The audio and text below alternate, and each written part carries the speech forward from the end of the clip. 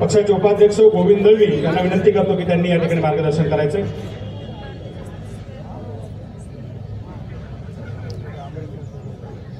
वंचित बहुजन आघाडीने काढलेल्या आरक्षण बचाव यात्रेच्या समारोपीय कार्यक्रमाच्या प्रसंगी विचारमंचावर उपस्थित असलेले आदरणीय बाळासाहेब, आदरणीय रेखाताई, आदरणीय अंजलीताई आणि वंचित बहुजन आघाडीचे सर्व नेते मंडळी, या आरक्षण बचाव यात्रेमध्ये सहभागी झालेल्या तमाम ओबीसी संस्था, संघटना, नेते, पदाधिकारी, कार्यकर्ते आणि ही यात्रा यशस्वी करण्यासाठी ज्या जिल्हा, तालुका, शहरांमध्ये ज्या लोकांनी मोठ्या प्रमाणात परिश्रम घेतले ते सर्व आज या ठिकाणी उपस्थित आहेत। त्या सर्वांचं मी मनपूर्वक स्वागत करतो। या ओबीसी आरक्षण यात्रेचा उद्देश काय होता, कशामुळे ही यात्रा काढावी लागली, यामागची पार्श्वभूमी काय होती, ही बऱ्यापैकी महाराष्ट्रातल्या सर्व जनतेला आता बऱ्यापैकी लक्षात आलेली आहे। परंतु या ओबीसी आरक्षणाच्या यात्रेच्या माध्यमातून मला काही गोष्टी आपल्या समोर ठेवायच्या आहे। गेल्या 1-1.5 वर्षापासून आरक्षणाच्या नावावर या महाराष्ट्रामध्ये जो नंगानाच चाललेला आहे, जी दहशत चालवलेली आहे, सर्वसामान्याचा आवाज दाबला जात आहे। अलुतेदार, बलुतेदार, छोट्या मोठ्या जात जमातींनी जर या संदर्भात कुठं बोलण्याचा प्रयत्न केला, सोशल मीडियात एखादी बाईट देण्याचा प्रयत्न केला, एखादी कमेंट केली, तर त्याला वेगवेगळ्या पद्धतीने हेरून आणि घेरून त्या ठिकाणी मारण्याचा प्रयत्न केला गेला आहे। त्याच मध्यंतरीच्या काळामध्ये ग्रामपंचायतीच्या निवडणुका झाल्या। या निवडणुकीच्या काळामध्ये म्हाडा तालुक्यातलं तुळशी गाव असेल, त्या ठिकाणी नाभिक समाजातल्या कुटुंबाने त्या ठिकाणी विरोधी पक्षाला मतदान केलं म्हणून त्या घरातल्या छोट्या बाळापासून ते वयोवृद्ध असलेल्या व्यक्तीपर्यंत सर्वांना मारहाण करण्यात आली, गुराचा गोठा जाळण्यात आला। अशा पद्धतीची दहशत या महाराष्ट्रात निर्माण केल्या गेली। त्याच्या पुढची घटना पाथर्डी शहरामध्ये, नगर जिल्ह्यामध्ये एका नाभिक समाजाच्या मुलानं सलून व्यवसायाच्या दुकानाच्या ठिकाणी या आरक्षणाच्या संदर्भात एक कमेंट केली म्हणून त्याला त्या ठिकाणी मारहाण करण्यात आली, त्याचं दुकान बंद करण्यात आलं, त्या दुकानदारावर बहिष्कार टाकण्यात आला। एवढ्यावर थांबलं नाही तर हिंगोली जिल्ह्यामध्ये एका ठिकाणी नाभिक समाजातल्या बांधवांनी आरक्षणाच्या संदर्भात चर्चा सुरू केली तर त्याला त्या ठिकाणी मारहाण करण्यात आली आणि बाजारच्या दिवशी तिथली दुकानं बंद करण्यात आली। एवढ्यावर न थांबता नायगाव तालुका, जिल्हा नांदेड या ठिकाणी एका नाभिक समाजाच्या 65 वर्षाच्या वयोवृद्ध ज्येष्ठ नागरिकांकडून ओबीसीच्या नेत्यांच्या संदर्भात चुकीच्या पद्धतीने व्हिडिओ करून घेतला, मारहाण करून। एवढ्यावर थांबलं नाही तर काल परवा नांदेड जिल्ह्यातील बिलोली तालुक्यातील अजनी या गावात गंगा फुले नावाच्या नाभिक समाजाच्या कार्यकर्त्याला अमानुष पद्धतीने मारहाण झाली। ही दहशत एवढ्या टोकाची आणि एवढी धारदार होती की या आरक्षणाच्या संदर्भात गेल्या 1-1.5 वर्षामध्ये महाराष्ट्रात कुणी चकार शब्द काढायला तयार नव्हता, एवढी दहशत निर्माण झाली होती। ज्या आरक्षणाच्या संदर्भात कुठलाही अलुतेदार, बलुतेदार, भटका विमुक्त किंवा आरक्षणवादी जर बोलला तर त्याला वेगवेगळ्या पद्धतीचं टोळकं हेरत होतं आणि त्या ठिकाणी मारहाण करत होतं, वेगवेगळ्या पद्धतीचं त्यांच्याकडून कबूल केल्या जात होतं, वेगवेगळ्या पद्धतीचे व्हिडिओ बनवून घेतल्या जात होते आणि ही दहशत काही कमी व्हायला तयार नव्हती। अशा परिस्थितीमध्ये महाराष्ट्र एक हादरलेल्या आणि भेदरलेल्या अवस्थेमध्ये होता।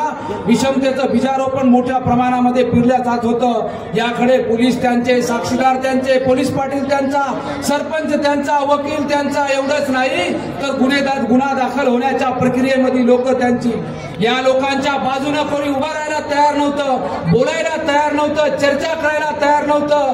जर एखादा छोटा मोठा ओबीसीचा कार्यकर्ता, नेता त्यांच्या बाजूने उभा राहिला तर त्याला सुद्धा वेगळ्या पद्धतीची दहशत दाखवून निवडणुकीत पानिपत करण्याची धमकी देऊन थांबवल्या जात होतं। आणि त्या परिस्थितीमध्ये ओबीसीचे वेगवेगळ्या पक्षामध्ये कामं करणारे, वेगवेगळ्या संघटनात कामं करणारे नेते सुद्धा अशा घटनांमध्ये सहभागी होणं टाळत होते, पुढे येणं बंद करत होते, कारण त्यांना राजकीय पानिपत होण्याची, राजकीय पराभूत होण्याची परिस्थितीची भीती निर्माण झाली होती। परंतु या महाराष्ट्रामध्ये आदरणीय बाळासाहेब आंबेडकर आणि वंचित बहुजन आघाडीने घोषणा केली की मराठा समाजाच्या आरक्षणाचं ताट वेगळं आणि ओबीसीच्या आरक्षणाचं ताट वेगळं।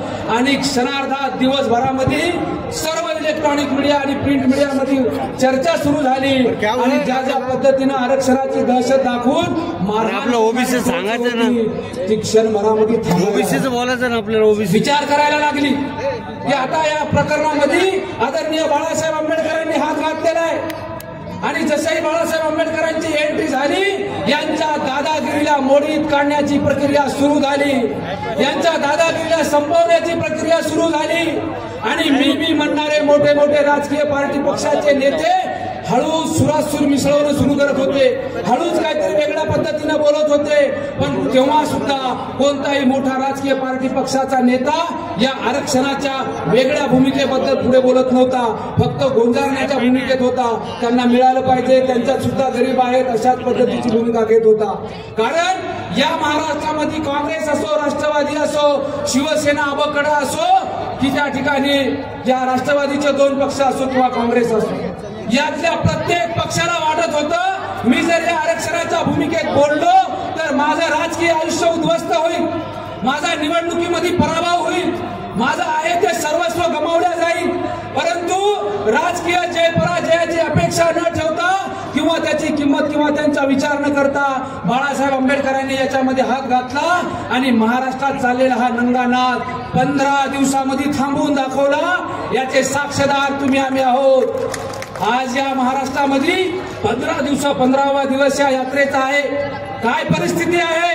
ज्याला जमते ते या दहशतीच्या विरोधात बोलायला लागला, ज्याच्यावर अन्याय झाला तो या दहशतीच्या विरोधात बोलायला लागला, ज्याला जमते तो उपोषण आंदोलन करायला लागला.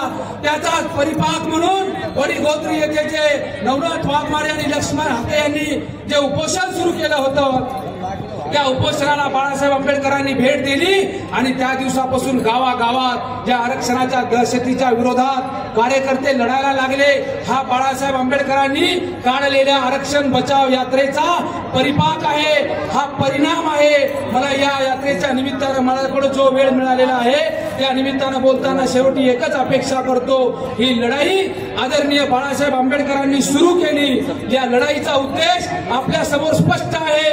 आपण मैदानावर सरकारला आणि विरोधकांना या ठिकाणी ठिकाण्यावर आणण्यामध्ये यशस्वी झालो, परंतु सभागृहातली लढाई ओबीसीच्या बाजूने उभी करायची असेल तर ओबीसीचे 100 आमदार त्या ठिकाणी निवडून गेले पाहिजे.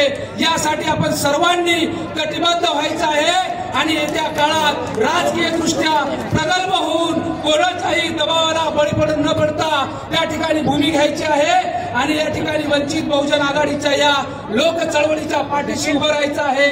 एवढीच या ठिकाणी अपेक्षा व्यक्त करतो. मला या ठिकाणी आयोजकांनी बोलण्याची संधी दिली त्याबद्दल त्यांचे धन्यवाद देतो. थांबतो. जय शिवाजी, जय भीम, जय महाराष्ट्र. धन्यवाद.